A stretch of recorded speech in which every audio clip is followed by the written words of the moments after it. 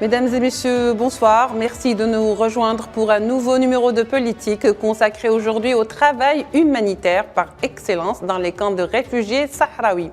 Un travail de solidarité qui vient compléter l'effort politique, un travail humanitaire plus que jamais mis en valeur grâce aux efforts déployés par tous ces hommes et ces femmes qui sont dans le don de soi. Aujourd'hui, nous allons donc nous pencher sur le travail de ces médecins qui ont décidé de mettre leur savoir au service des Sahraouis démunis et dénoncer, pourquoi pas, les violations des droits de l'homme dont souffrent ces réfugiés. Pour en parler, nous accueillons avec beaucoup de plaisir ce soir avec nous sur le plateau tout présent. Alors, nous avons Dr Faisal Jari qui est médecin algérien mais qui vous êtes également chef de la mission médicale. Bonsoir, merci d'être avec nous. Nous avons également avec nous Monsieur Aboud Abou qui est médecin français d'origine syrienne. Bonsoir, merci d'avoir accepté notre invitation. Tout de suite, nous allons entamer donc le début de ce débat. Je voulais savoir, monsieur, et je commence avec vous, monsieur Dr Jari. D'abord, je vais vous demander, vous qui étiez donc sur les camps des réfugiés de Tindouf, les camps des réfugiés sahraouis, il faut l'expliquer. Vous avez été dans ces camps, ce qui a été motivé ou ce qui a motivé un petit peu votre démarche dans le travail humanitaire et surtout pour les Sahraouis. Comment cela est venu aujourd'hui? Écoutez, madame, merci déjà pour l'invitation et puis merci pour ce que vous faites pour cette cause sahraoui qui est un petit peu oubliée.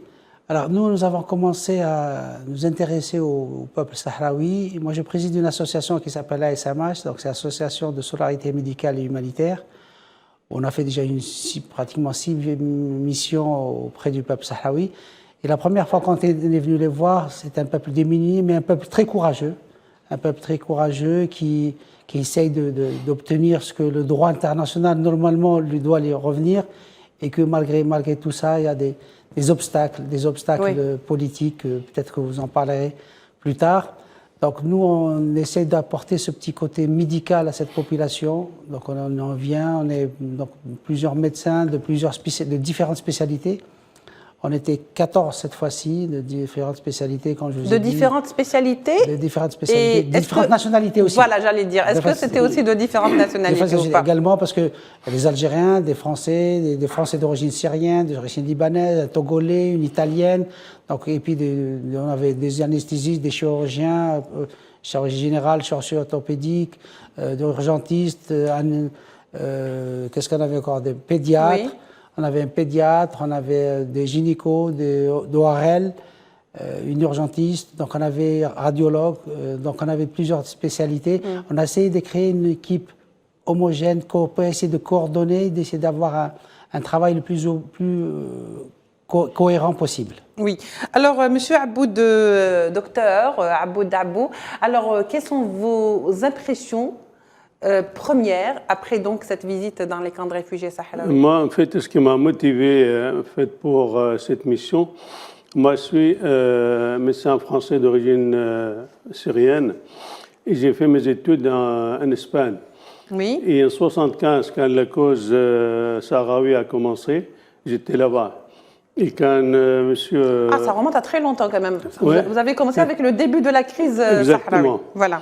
Et quand Faisal il m'a demandé de faire une mission chez le Sahraoui, je n'ai pas hésité un moment. Moi, je suis chirurgien orthopédiste et essayé d'apporter un petit peu mon savoir au service de cette population qui est vraiment éloignée de son lieu d'origine. Oui, de sa terre, oui. Et c'est la deuxième mission que j'y réalise là-bas. La première remonte en 2015. 2015. Donc c'est récent. Oui, c'est récent. Et bon, on a vu, on essaie d'apporter un petit quelque chose. Bon, c'est sûr, c'est une goutte dans un océan de problèmes, mais on essaie d'apporter un petit peu soulager ces peuples qui souffrent depuis bientôt 50 ans. Docteur Jari, je sais que le travail que vous faites sur le terrain, vous m'avez dit tout à l'heure, donc hors antenne, que ce n'est pas la première fois que vous allez dans les camps de réfugiés, que c'est la 6e fois, mais que hélas, ça a été interrompu en raison du Covid. Oui, ça c'était en raison du Covid. Je vais juste préciser quelque chose juste avant. Tout à l'heure, je vous disais qu'on était une quinzaine de personnes, mais on a essayé de restreindre à une quinzaine de personnes. On aurait pu remplir un avion de volontaires. Oui, mais tellement, je vous dis, cette cause elle commence à être un petit peu perçue, connue et perçue par certains de nos confrères à l'étranger. Et honnêtement, je devais même avoir des anciens du pays de l'Est. On a essayé de restreindre.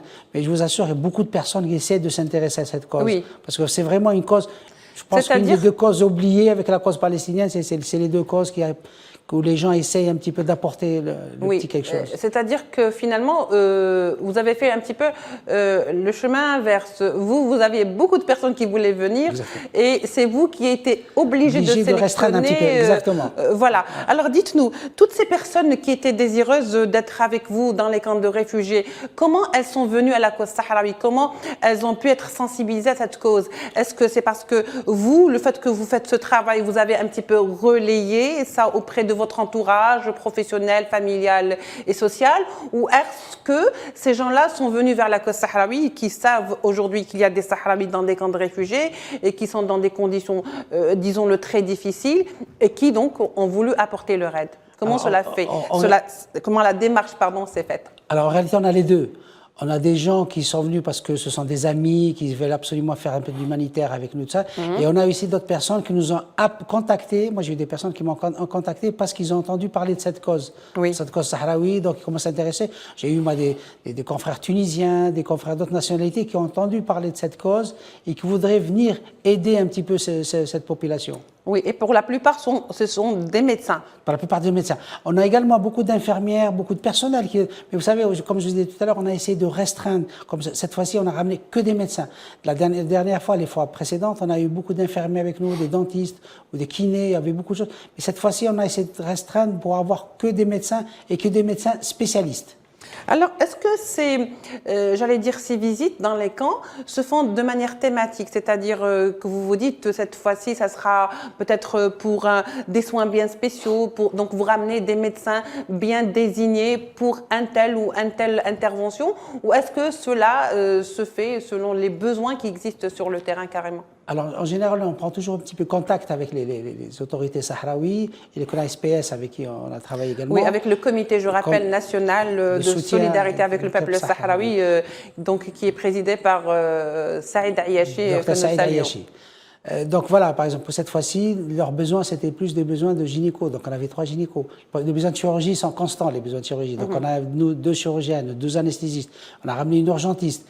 Ils avaient besoin de pédiatres. Donc on a essayé un petit peu d'apporter des solutions à leurs revendications. Donc c'est pour ça que chaque fois, pour cette fois-ci, je vous avais dit, on n'a pas ramené avec nous des infirmières parce qu'on s'est dit, bon, on préfère avoir des médecins spécialistes. Et on a utilisé le personnel sur place qu'on essaye également de former. Oui. Parce qu'en dehors du travail médical qu'on fait, on fait aussi un petit travail de formation. Donc on les aide à apprendre à faire quelques gestes, à apprendre, surtout pour les réanimations et pour les chirurgiens. Ils essayent de leur apprendre à faire des gestes pour se prendre en charge et pour pouvoir, par exemple, prendre en charge les patients que nous opérons. Oui. Il faudrait, après, quand les chirurgiens opèrent, post-opératoire. Le post-opératoire est assuré par nos collègues sahraouis sur place. Très bien. Alors, Monsieur Aboud, dites-nous, quel constat vous avez fait, vous, sur le terrain, lorsque vous étiez ces derniers jours? Moi, je reviens sur ce que disait Faisal. En fait, les besoins, ils ont besoin de tout. Là-bas, ça manque de tout, ce qu'on a constaté, à tous les niveaux, qu'il soit au niveau médical, ou soit au niveau médicaments, soit au niveau des médecins, infirmières, ça manque de tout. Et nous essayons d'apporter un petit peu. Moi, je suis chirurgien, je vois par jour à peu près une cinquantaine de personnes par jour en consultation, avec une pathologie différente. Bon, malheureusement, il y a beaucoup, ils ont besoin d'intervention, mais on n'a pas le moyen d'intervenir sur place. Oui. On est obligé de les transférer ou à Tindouf ou à Alger, ça dépend de leur choix. Et dites-nous, sur le plan humanitaire, quel a été votre constat? Comment se trouve la situation humanitaire, non pas seulement des patients que vous avez peut-être pu consulter, mais de manière générale, les femmes, les enfants, dans quelle situation sanitaire se trouvent-ils? Une situation très précaire, très difficile, car il manque on disait un peu de tout. Et surtout, il y a le manque d'éducation, que ce soit médicale et alimentaire. Parce qu'ils ont un mode de vie dû à leur situation délicate, c'est vrai, très difficile. D'ici, on a constaté quand même des pathologies variées et différentes comme le diabète, la surcharge pondérale, l'arthrose. La surcharge pondérale, surtout chez les femmes. Oui. Beaucoup, et surtout les femmes jeunes. À 25-30 ans, ils ont une charge pondérale très, très importante qui pour les porter préjudice par la suite pour leur articulation. Alors, il faut dire aussi que la surcharge pondérale, parce qu'on ne va pas quand même croire qu'ils sont bien dans les camps et qu'ils se nourrissent bien et que c'est dû à une pratique purement culturelle. Voilà. Socio-culturelle, effectivement, parce que c'est la société demande ça et ils préfèrent avoir une femme un peu les canons enrobée, de femmes rondes.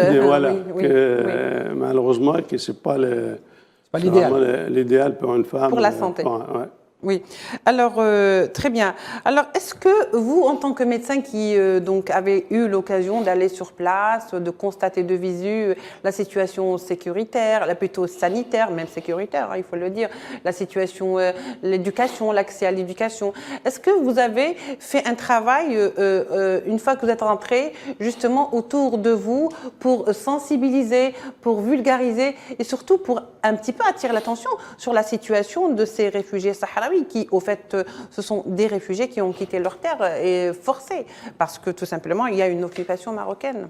Alors déjà, nous, entre nous, on a fait le petit constat, le post-travail, donc ce qu'on a vu, toutes les insuffisances qu'on a trouvées, qu'on va essayer de contacter les autorités sanitaires sahraouies pour qu'ils essayent un petit peu de pallier à ces insuffisances. Et effectivement, nous, comme projet, c'est d'essayer d'élargir un petit peu ce champ d'action à notre confrère qu'on va essayer qui nous rejoignent dans cette mission humanitaire. Dans cette mission de solidarité. De solidarité surtout avec le Palestine. Parce que comme disait mon ami Aboud, les besoins sont énormes. Les besoins sont énormes et honnêtement, de plus en plus, ils ont l'impression qu'ils se sentent un peu seuls. Ils sont un petit peu seuls, un petit peu abandonnés. Je vous dire une chose, c'est qu'ils ont été très contents de nous voir. Ils ont été vraiment heureux de nous recevoir. Ils ont un accueil chaleureux.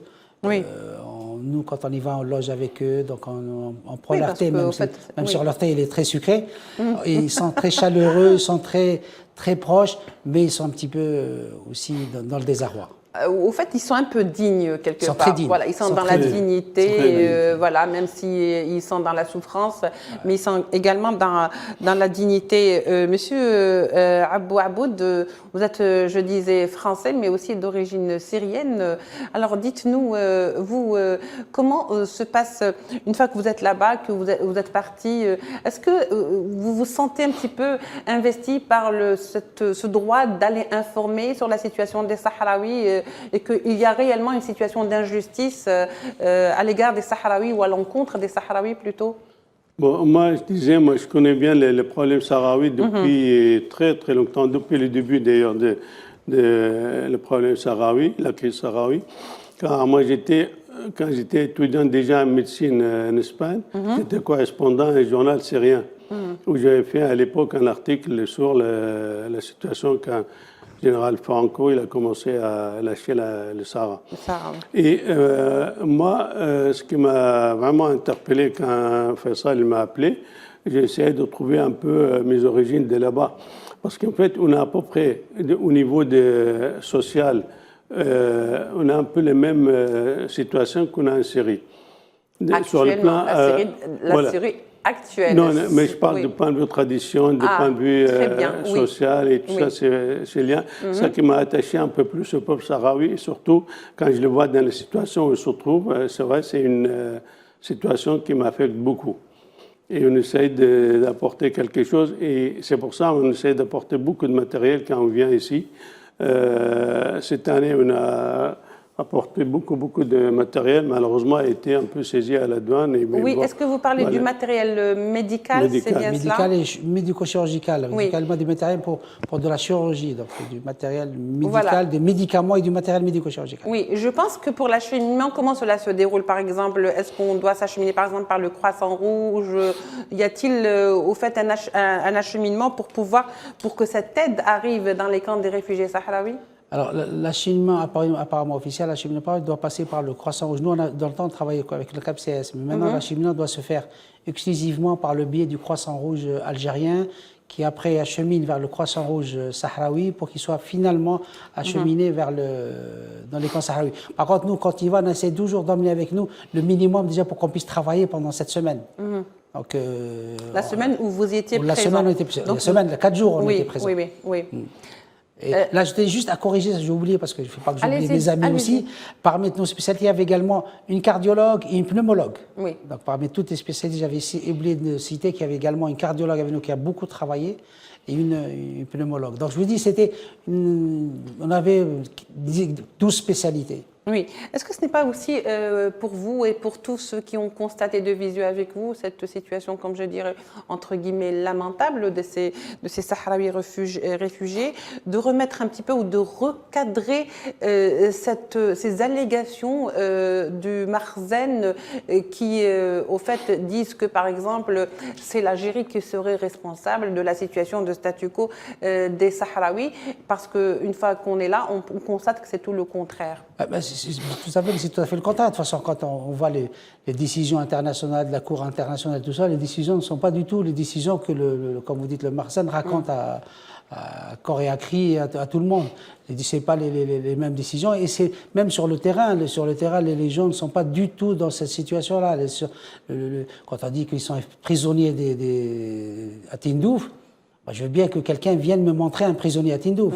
Vous savez, le Marzen dit oui, ce sont des réfugiés, mais oui, des réfugiés qui sont. Je parlais de ces allégations. Où on essaye un petit peu de responsabiliser l'Algérie dans ce statu quo justement qui est impliqué par le Marzen. Voilà, c'est pour ça que moi je suis content d'avoir avec moi des confrères qui sont d'autres nationalités, qui deviennent nos ambassadeurs, qui viennent constater que ce ne sont pas, on est parti, qui voient la réalité. La réalité, j'insiste bien sur ce terme, c'est la réalité de la situation. La réalité de la situation, ce ne sont pas la réalité que raconte une partie de la presse, toute la presse marocaine et une partie de la presse française, parce qu'il y a des complicités. Il y a des complicités européennes. Oui, maintenant c'est confirmé, mais avec ce qui se passe Pegasus, on sait très bien quels sont les procédés qui ont été utilisés pendant des années. Comme par hasard, maintenant, on vient de découvrir les complicités. Oui, pour justement voir comment le Marzen fonctionne. Je pense que c'est un petit peu dans toutes les histoires de décolonisation, que ce soit en Palestine ou dans les camps sahraouis, mais également maintenant on le fait même avec le problème et la crise syrienne. Vous voyez très bien qu'il y a des gens qui n'existent même pas dans les médias occidentaux. Il y a un lobbying, ces pays-là ont un lobbying qui est puissant, qui est relayé par... Pas besoin de faire un dessin par qui? Oui, par la France, par les alliés de la France et ses alliés. Je ne sais pas si ce sont des alliés volontaires ou peut-être forcés. Et vu qu'il y a eu des histoires de chantage qui ont été découvertes récemment, je pense que le Marzen a agi dans des méthodes de chantage. Et il faisait chanter aussi les gens pour les gagner à sa cause. Monsieur Abou Dabou, est-ce que vous avez des contacts toujours avec des Syriens et la Syrie? Est-ce que, par exemple, dans le monde arabe, on entend parler des Sahraouis? De quelle manière sont-ils perçus? Je pense que les Sahraouis, c'est une cause qui est un peu oubliée, malheureusement, pour les Sahraouis. Nous, Syrie, à l'époque, on parlait beaucoup. Bon, maintenant, moi, j'ai quitté la Syrie de pétrole longtemps. Je ne sais pas si vraiment les gens ils connaissent certains couches sociales, certains, ils connaissent. Bon, maintenant, dans les problèmes actuels qui vivent les Syrie, je pense que c'est pas les... Mais sur le plan international, moi, je parle des médias.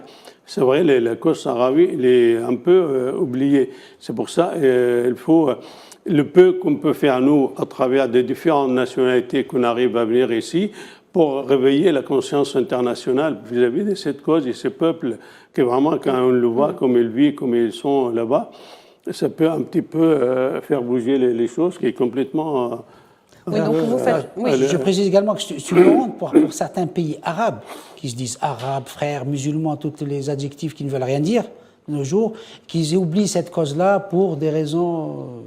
Oui, des raisons politiques ou des raisons d'alliance non justifiées.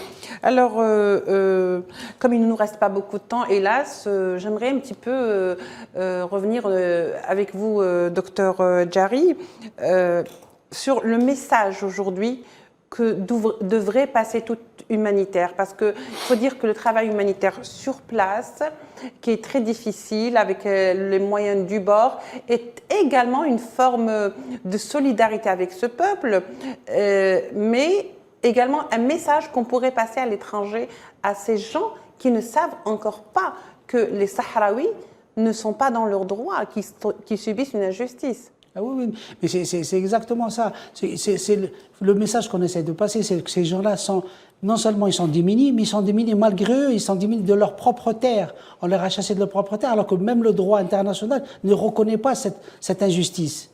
Mais ce droit international, malheureusement, il est bafoué, comme d'autres situations, ce droit international il est bafoué parce que des personnes agissent dans l'ombre, agissent à travers de lobbies, agissent à travers de...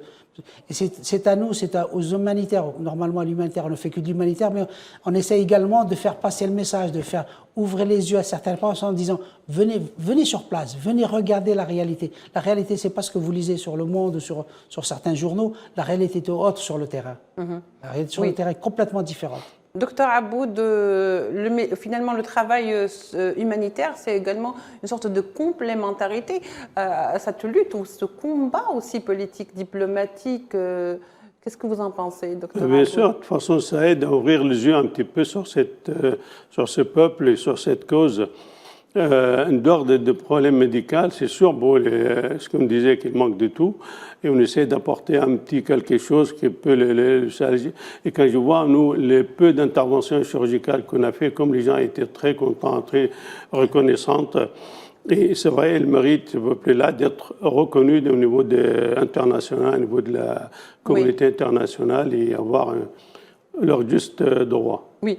Docteur Djari, alors qu'est-ce qui est fait concrètement, de manière palpable, qu'on peut toucher, qu'on peut voir avec les yeux, comme dirait l'autre, bien cristallisé? Qu'est-ce qui est fait justement pour faire connaître les besoins et la détresse de ce peuple sahraoui et surtout de ces réfugiés dans les camps? Écoutez, je pense que la première chose, c'est essayer de parler le maximum de cette cause. Donc ça, c'est les médias. Nous, on a essayé d'en parler autour de nous, avec nos confrères dans les différentes structures hospitalières et qu'ils soient algériens ou à pas. l'étranger. Voilà. Moi, je préfère... Sans distinction de nationalité. Je pense qu'en Algérie, le problème ne se pose pas. C'est surtout à l'étranger qu'on doit poser ce problème. C'est pour ça que moi, j'ai essayé de choisir parmi les équipes, parmi les confrères, que je remercie d'ailleurs, qui sont venus nous aider, des gens qui peuvent apporter quelque chose à cette cause, qui pourront parler dans leur propre pays, aussi éloigné que possible. On a la chance d'avoir Aboud qui connaît très bien cette situation, mais on a cette fois-ci une amie italienne qui vient de découvrir cette situation. C'est notre nouvelle ambassadrice. Oui. Donc on a un ami qui vient du Togo, donc les Africains aussi s'intéressent. Donc un petit peu sensibiliser les élites également. Sensibiliser les élites. La dernière fois, on a avec nous des amis tunisiens. Alors je vais vous raconter une histoire. Une fois, on a eu même un candidat marocain. Oui. Bon. C'était un peu difficile, pas pour nous, mais c'était difficile pour lui. Oui. Donc j'ai expliqué que la situation risquait d'être difficile pour lui. Il voulait venir, il n'était pas très d'accord avec la position officielle de son pays. Je dis non, c'est gentil, mais cette situation risque d'être difficile. C'est-à-dire que vous avez été gentil, vous n'avez pas voulu vous compromettre encore davantage avec son autorité. Voilà, on essaye de... Oui, alors je disais, il faut aussi un petit peu sensibiliser l'opinion publique et c'est un travail qui est très minutieux. C'est un travail qui est certes humanitaire parce que c'est au fait ça, la détresse, elle est humanitaire en plus de la revendication politique. Alors le travail, il faut sensibiliser l'opinion publique locale mais également international. Surtout international. Mais les médias, ils ont un rôle très important à faire parce que moi, je vois, quand je parle autour de moi en France, les problèmes sahraouis, la plupart des gens, ils ne savent pas. Oui. Ils ne connaissent pas les problèmes, ils ne connaissent pas. Et c'est là vraiment le rôle des médias qui est très, très important pour que les gens ouvrent les yeux au niveau international que cette cause et ce peuple qui est un peu de l'oubliette, en quelque sorte, malheureusement. Oui, au fait, parce qu'il y a une opacité, justement, pour que la cause sahraoui ne soit pas connue. On sait très bien. Il faut insister, il faut vraiment... Là, par exemple, quand je préparais cette mission-là, avec les amis, quand je parlais au Sahara, j'ai vu des amis français qui me disaient « Sahara, c'est quoi ?» Oui. Ben oui, voilà. C'est quoi le Sahara? Et est-ce que parmi... alors, je sais que le temps nous est imparti et terminé, on le dit, et donc je voulais juste faire cette précision. Est-ce que parmi les délégations ou les médecins qui sont partis avec vous, qui étaient sur place, leur entourage est au courant? Est-ce qu'ils avaient l'air d'être choqués parce qu'ils voyaient pour la première fois, peut-être pour certains, ou pas? Alors, moi, je sais que j'avais des personnes qui, dernière minute, ils hésitaient. Ils hésitaient parce que, une, c'était son mari qui s'était renseigné, mais s'était renseigné sur des réseaux sociaux, on racontait tout et n'importe quoi.